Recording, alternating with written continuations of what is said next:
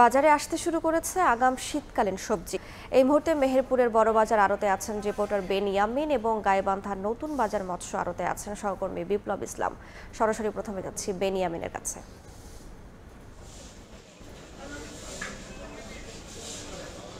মেহেরপুরে যে বর্ষার আমেজ, সে বর্ষার আমেজের পরপরই কিন্তু শীতের কিছুটা আমেজ শুরু হয়েছে বাজারে।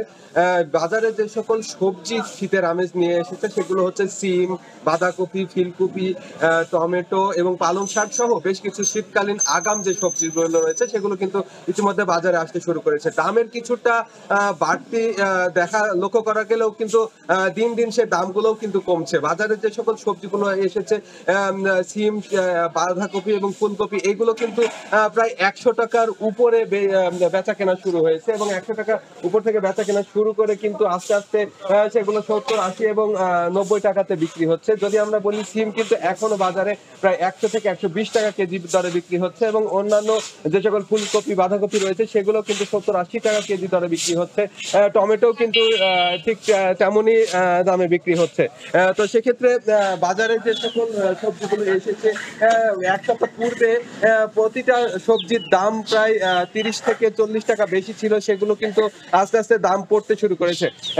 বর্ষার কারণে চাষিদের যে সকল সবজি রয়েছে সেগুলো কিন্তু অনেকটাই ক্ষতিগ্রস্ত হয়েছে বলে জানাচ্ছে চাষিরা এবং পাশাপাশি ব্যবসায়ীরা জানাচ্ছেন যে হচ্ছে দিন দিন যে দামের যে কমছে এবং বাজার যে অস্থিতিশীল, যার কারণে তারা কিন্তু লাভ করতে কিংবা তাদের যে কৃষকের উৎপাদিত ফসল সংরক্ষণ করতে তাদের কিন্তু কিছুটা সমস্যা হচ্ছে এবং তারা সেক্ষেত্রে কিন্তু লোকসানেই পড়ছে বলে জানাচ্ছে ব্যবসায়ীরা। কিন্তু কৃষকরা জানাচ্ছেন যে দামটি যদি সঠিকভাবে না থাকে, কারণ এইবার বর্ষার কারণে তাদের উৎপাদন খরচটা অনেক বেশি হয়েছে এবং বেশ কিছু ফসল তাদের নষ্ট হয়েছে এবং নষ্ট ফসলের যে সকল খরচ রয়েছে সেগুলো যদি লোকসান তুলতে হয় তাহলে কিন্তু বেশি দাম তাদের প্রাপ্য এবং সেক্ষেত্রে যদি বেশি দাম না পাওয়া যায় পরবর্তীতে তাদের লোকসান গুনতে হবে বলে চাষিরা আমাদের জানাচ্ছেন।